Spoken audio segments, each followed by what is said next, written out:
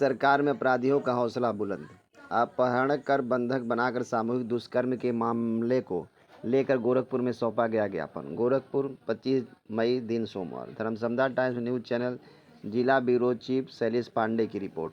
गोरखपुर जिलाधिकारी गोरखपुर के द्वारा राज्यपाल को सौंपा गया ज्ञापन, जिसमें महोबा जनपद की रहने वाली एक दलित छात्रा नीट की तैयारी कर रही थी, जिसका अपहरण कर प्रयागराज में 16 दिनों तक बंधक बनाकर सामूहिक दुष्कर्म किया गया। इस मामले को लेकर कांग्रेस कार्यकर्ताओं ने प्रदर्शन करते हुए जिलाधिकारी को ज्ञापन सौंपकर नाराजगी जताई और गिरफ्तारी कर ट्रायल कर फांसी की सजा दिलाई जाए।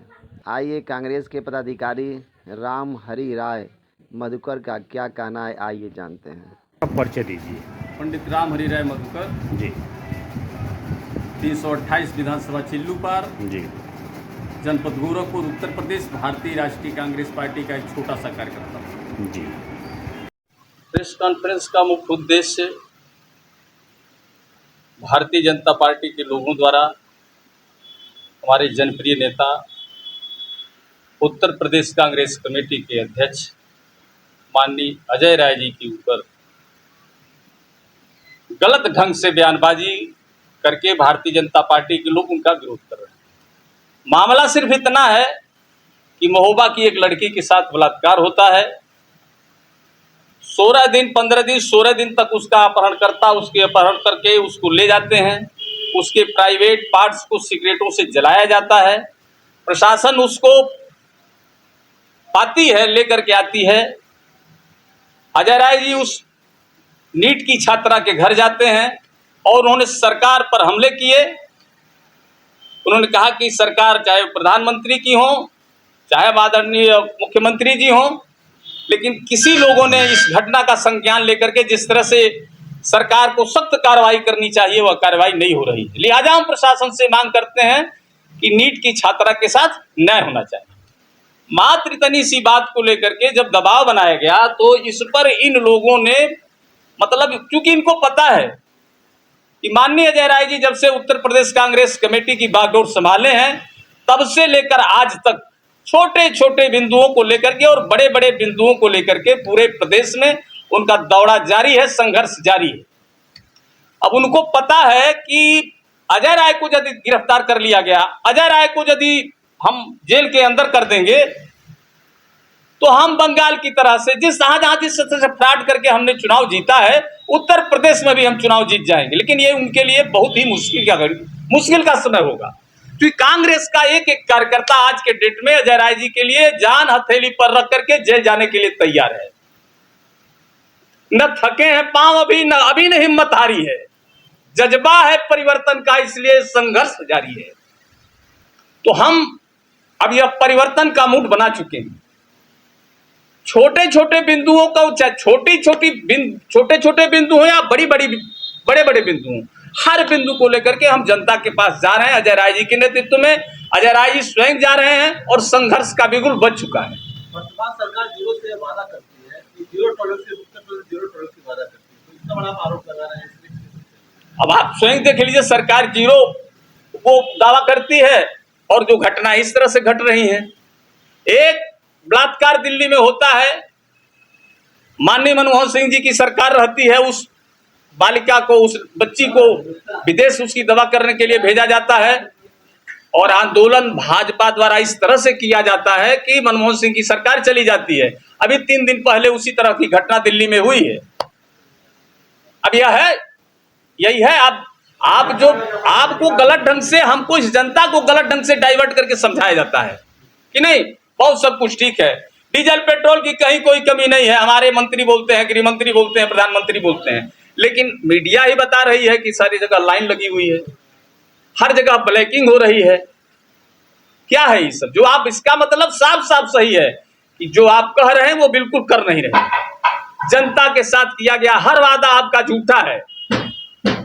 आप अपने वादे पर खरे नहीं उतरे और इसलिए इसी नाते महंगाई आप देख लीजिए, मात्र 7 दिन के अंदर डीजल और पेट्रोल के कीमतों में 7 रुपए की बढ़ोतरी होती है।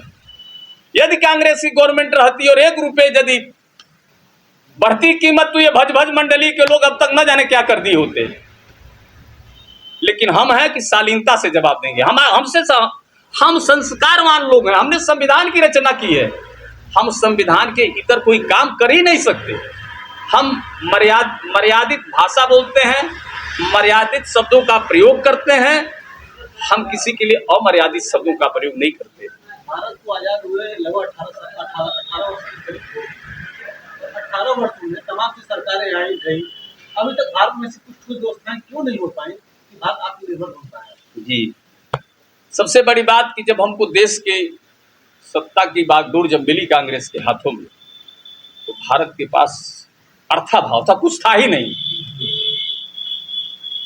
मात्र कुछ चंद्र जहाजें, चंद सैनिक और कुछ नहीं था। बत्ती तक इस देश में निर्माण नहीं होता था, और विकास क्रमबद्ध तरीके से होता है। आपको अब वो बात अलग इधर चली जाएगी, किंतु इतना विकास हुआ जिसकी कल्पना नहीं की जा सकती थी। जिसको ही कह रहा है कि विकास नहीं हुआ, आज जो ये बेच रहे हैं वो तो सब कांग्रेस का बनवाया हुआ है। आज प्रधानमंत्री जी जो बेच रहे हैं, ये अपना तो अभी इनका बना ही नहीं, तो बेचेंगे क्या? जो पूंजी पिता द्वारा घर में अर्जित करके रखी गई थी, उसी पूंजी को ये बर्बाद कर रहे हैं। वह पिता की सबसे नालायक संतान होता है जो बाप की संपत्ति को बेचता है। यदि हम उस संपत्ति और उस नाम को आगे बढ़ाने का कार्य नहीं कर पाते, तो निश्चित रूप से हम अपनी माता पिता के लायक संतान कहने के हकदार नहीं।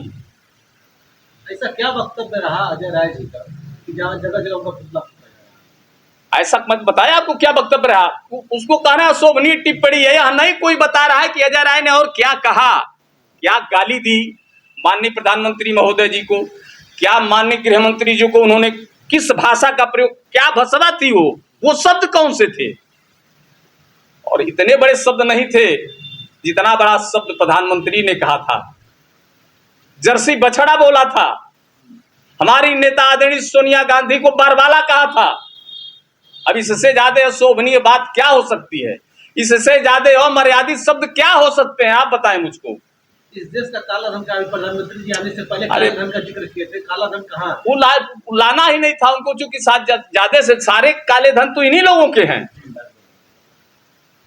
आपको एक बात बताऊं, इनके इस इतने दिन के कार्यकाल में आप देखिए, इनके जिले से लेकर के प्रदेश और देश स्तर के कार्यालय सब 5 स्टार होटल की तरह से सजे हुए।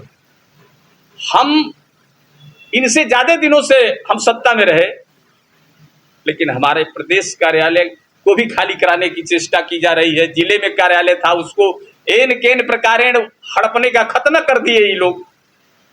तो हमने संग्रह नहीं किया, हमने तो दिया है इस देश को, हमने बलिदान दिया है, शहादत दी है। महोबा कांड को लेकर क्या प्रतिक्रिया है? महोबा कांड के लिए की जो भी प्रतिक्रिया है, हमारे अध्यक्ष जी ने व्यक्त कर दिया अपनी प्रतिक्रिया। उसी उनके प्रतिक्रिया का यह खामियाजा है कि उनके ऊपर मुकदमा दर्ज कराने की बात कही जा रही है। उनके ऊपर मुकदमा दर्ज करा दिया गया। शब्द नहीं, पुलिस का प्रशासन कह रहा है कि नहीं हम वो जांच कर रहे हैं कि इन्होंने कहा क्या। अरे भैया, तुम जांच कर रहे हो, लेकिन जिसने FIR दर्ज कराने के लिए प्रार्थना पत्र दिया उसमें लिखा होगा ना कि क्या अजय राय जी ने क्या स्टेटमेंट दिया, क्या कहा। लोग बात कहना हाँ, गुनाह है, इनके नजर में गुनाह है, आप नहीं कह सकते। कह के देखिए, थानेदार आपके ऊपर मुकदमा कायम करेगा, आपको जेल भेजेगा। कह के देखिए, आप कह दीजिए SDM से जाकर के कि गैस का अभाव है, अवेलेबल नहीं है, हमारे घर जो है मतलब हमारे हम खेत में पानी की जरूरत है, डीजल नहीं मिल रहा है। थोड़ा सा तेज स्वर में बोलिएगा, वो आपके ऊपर मुकदमा कायम करा देगा। ये तो हालात है महाराज। और मेरी बात का विश्वास ना हो तो कल आइए, कल मैं SDM साहब के यहाँ चल के वो आपको प्रयोग दिखा देता हूँ। कांग्रेस कमेटी की अगली प्रतिक्रिया क्या होगी इस प्रकरण को लेकर के? आज ही ज्ञापन दिया गया है जिला कांग्रेस कमेटी द्वारा माननीय महामहिम राज्यपाल को संबोधित। जिला कांग्रेस कमेटी के हमारे अध्यक्ष राजेश तिवारी जी और जिला कांग्रेस कमेटी के प्रवक्ताओं ने, उनके कार्यकर्ताओं ने जाकर के जिलाधिकारी के माध्यम से ज्ञापन राज्यपाल को दिया है, और विरोध हमारा शांतिपूर्ण ढंग से हुआ है। और यदि यह इसी तरह से यदि मुकदमेबाजी करते रहेंगे तो हम मुकदमा झेलने के लिए तैयार हैं और जेल जाने के लिए भी तैयार हैं। आगे प्रतिक्रिया आपकी क्या रहेगी? अब 2-3 दिन में अध्यक्ष जी से मेरी वार्ता हो जाती है, फिर जैसा उनका निर्देश होगा उसके अनुसार फिर काम किया जाएगा।